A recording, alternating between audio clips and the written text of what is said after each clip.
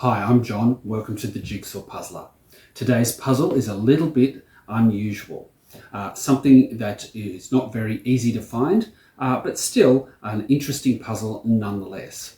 It's called Mayfield Worth Visiting. It's produced by Trevor Dickinson. He's the artist who designed the image on the puzzle. And, it's privately produced. I can't see any manufacturing details on the box. So I believe that Trevor Dickinson himself had it privately produced, probably a limited number in the print run. I tracked this down in a bookshop in Newcastle here in Australia, and I purchased it new. I'll talk about the puzzle itself, the quality, and a bit about the image, and then I'll talk about the story that goes with this puzzle, because it is a little bit unusual. Okay, so the puzzle quality is quite good. Reasonably thick pieces, a little on the small side, actually a bit smaller than the average puzzle pieces. It's a 1,000 piece puzzle, portrait, and predominantly blue colours. I think, if I'm really careful, I could probably pick it up. But it is a little bit of a loose fit, but on the whole, not too bad. Ribbon cut with a huge variety of piece shapes. They're not straight ribbon cut lines, they are skewed, so you get these unusually shaped pieces. It does have a gloss finish, so the lights were a problem in doing this puzzle. All right, now, the image on the puzzle is the whitegoods graveyard that used to be on the corner of Denison Street and Maitland Road in Mayfield, which is a suburb of Newcastle in New South Wales, Australia. As that says, it is an image showing old, used, broken down white goods, fridges, freezers, stoves, washing machines, all stacked up in rows in front of a building which says stoves and washing machines, fridges and freezers, Hunter Valley, white goods, and a phone number. A pretty industrial looking picture. It's an artistic representation of the white goods graveyard, not a photograph, but this is certainly a picture of a real place. The white goods graveyard itself is on the corner, so this is the street here, and the building is actually across the road.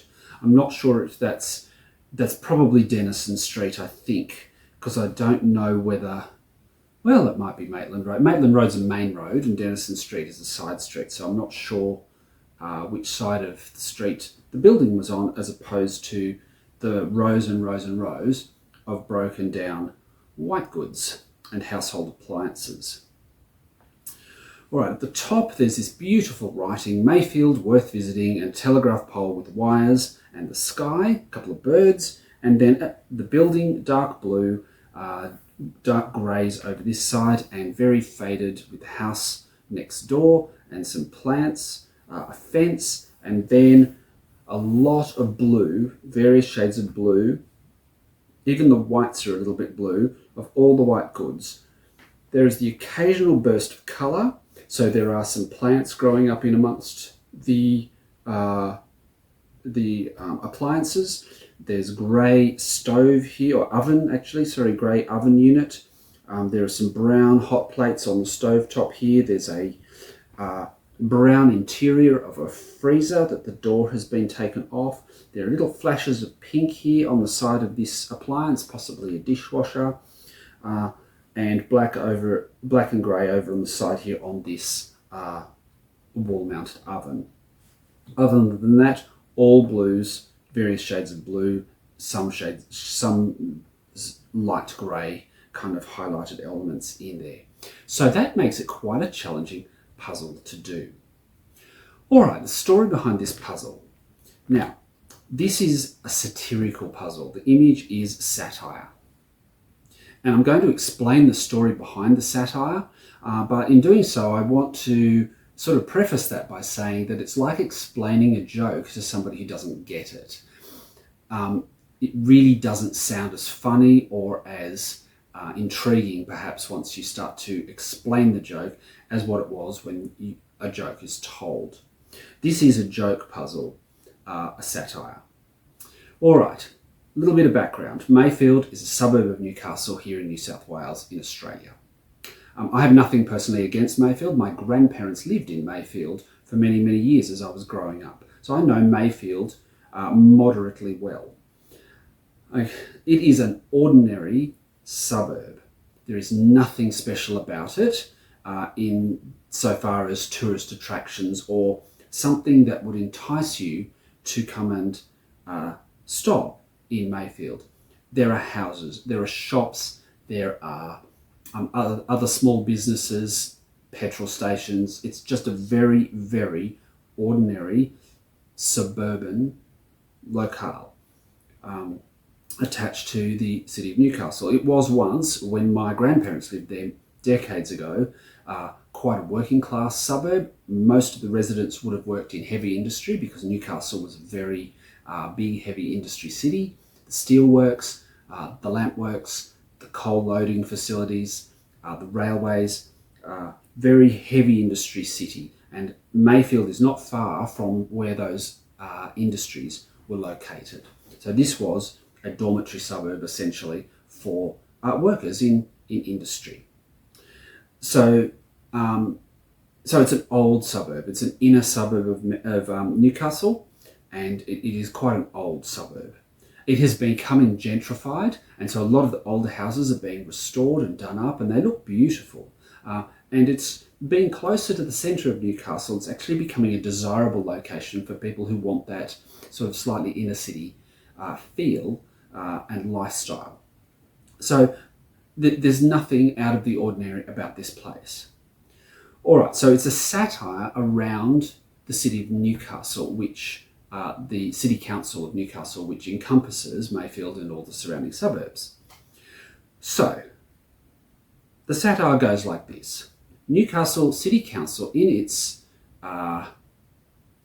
decision-making process, decided to put up some signage along the main roads into various suburbs of Newcastle. This is quite common. You have to find a sign with the suburb name on it. And often, if there's some distinctive feature about it, it might say home to a particular sporting team, or a particular tourist attraction, or a particular national park, or a something that attracts people to that region. So the City of Newcastle erected these signs, quite large signs, on the outskirts of Mayfield along Maitland Road that said, Mayfield, worth visiting.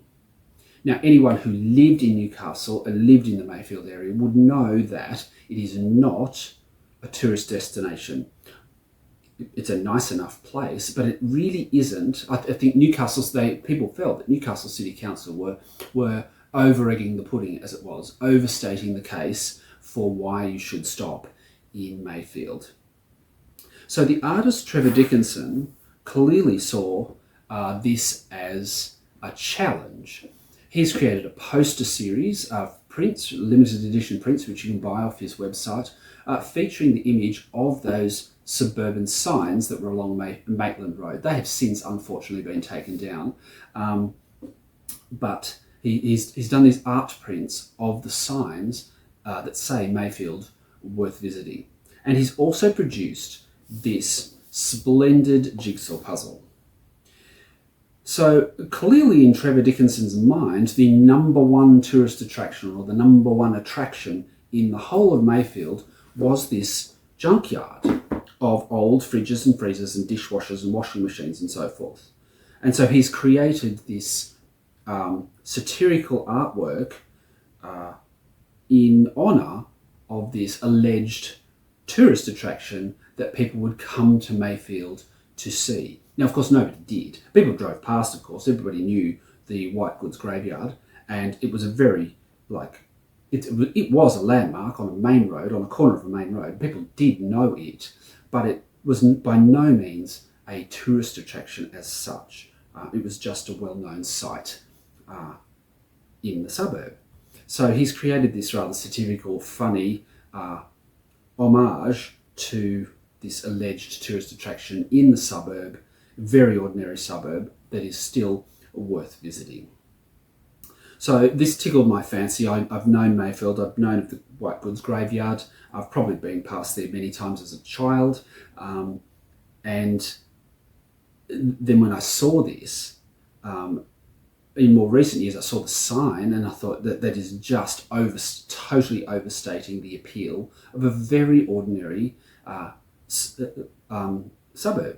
And then I did some Googling to see if I could find out about the origin of the signage and Newcastle Council, and came across Trevor Dickinson's website where he was selling the puzzles. And then I found a bookshop, Mackay's Bookshop in Beaumont Street in Hamilton, just down the road from this site, selling copies of this puzzle. And I thought I just have to have it. I can't resist. It's just too funny because it's so bizarre. It is not the subject of a photograph, let alone a jigsaw puzzle. It is just so utterly strange that I thought I just have to have this. I know this place, I know the suburb, and I have seen the slogan, and it's weird. It's just plain weird. So I bought the puzzle, so brand new, and this is the second time actually that I've put it together. My puzzle partner and I did it the first time. And it is a really challenging puzzle though. It's actually a well-produced puzzle. It's actually a really decent image to work as a puzzle. There's lots of challenge because there are so many lines and shades of blue, but it's not that easy to put together. So how did I tackle a puzzle like this? Well, edges first. You'll see that on the time lapse. Then I pulled out the writing. Oh, well, no, actually I didn't. I pulled out the dark blue of this building because there's writing on this building. And so that was really easy to identify. It's very distinctive.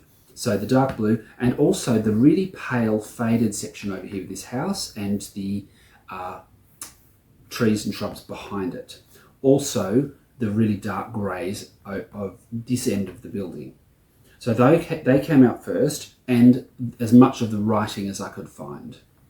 Then I also made a huge pile of all the green sections. So there's some shrubs here, a little bit here, this one here, this here, and here, and a tiny, tiny bit down the bottom. I just made one pile of green and decided I would sort those later. I put the building together. I put the faded colour part together mostly. I missed a few pieces, and then I put some of this together because I didn't have it all to begin with. And then I started putting the writing together. The worth visiting is very easy to put together. The Mayfield section is a bit trickier because some of the letters, the script that's used, and the highlighting, you can get things on the wrong place pretty readily, but I sorted that out. And then I worked on the green and separated the green and did the plants. Once that's done, it then really becomes challenging. My next step was to pick out the hot plates because they are a distinctive colour here. The two little flashes of pink here, the grey of this oven and the inside of the freezer, and this little bit of a dishwasher or whatever it is down the bottom. So I pulled those out and got those tiny little bits together. They're not big. I did the fenced in area. There's one piece or two pieces here with bright orange on them. Obviously that was really easy to put together. And then it was time to tackle all the blue. So you've got the blue of the sky in various shades from white up to sort of a mid blue. And then down the bottom here, every shade of blue from white through to quite deep blue as well. Not as dark as the building, but this area here and some of the shadows in here are actually quite deep blue. So then I thought, well, the next easiest part is actually to do the sky. So I pulled out the telegraph wires or the electricity wires that go across the puzzle and put those in because they really take up a lot of space. And then there are three birds here and one over here. There is one in the corner, but it's on an edge piece. So found the bird pieces and put that together. And so I was left with not actually very much blue up there at all, a fair bit of white. So I went through the box and looked for what I thought were the sky pieces and finished the sky. So by the time I came to tackle the white goods themselves, I had done the top, almost half of the puzzle and some bits in here. This is a lot harder.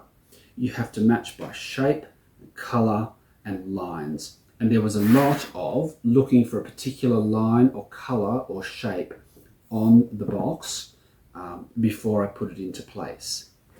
The image on the front of the box is not the whole picture. The whole picture is on the back, and that does make it a lot smaller. So having to stare at the details more closely was what I had to do.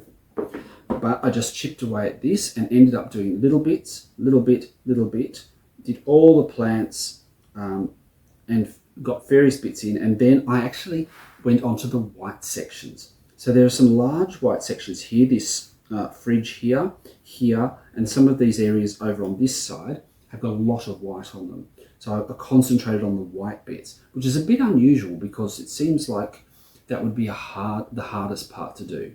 But the hardest part was actually this middle section here where there's so many busy lines and shapes going in all sorts of directions that then I ended up piece sorting so that I could fill in some of the gaps around and this section up here.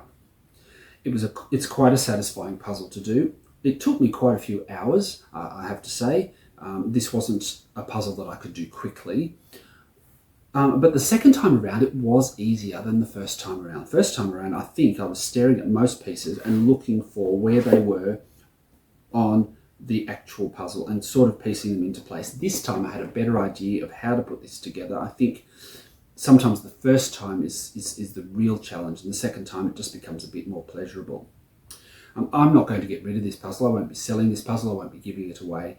It's just a curiosity, a peculiarity. It's an example of a privately produced puzzle that is actually reasonably good quality, and I have a personal connection with the location that is in the image, and I do find the preposterous slogan associated with Mayfield that it's worth visiting is really heavily satirized in this picture, and I take my hat off to Trevor Dickinson for spotting it as well and making a puzzle just as a tribute to that ridiculous appellation by the city of Newcastle. I'm going to have a time lapse, so if you'd like to click like and subscribe, that'd be great. If you'd like to share the video on your Facebook groups, that'd be fine too. If you'd like to leave a comment about this puzzle or anything else related to these kind of unusual puzzles, maybe a privately produced one in some form, I'd be really interested to hear about that too. So on with the time lapse, and thank you for watching.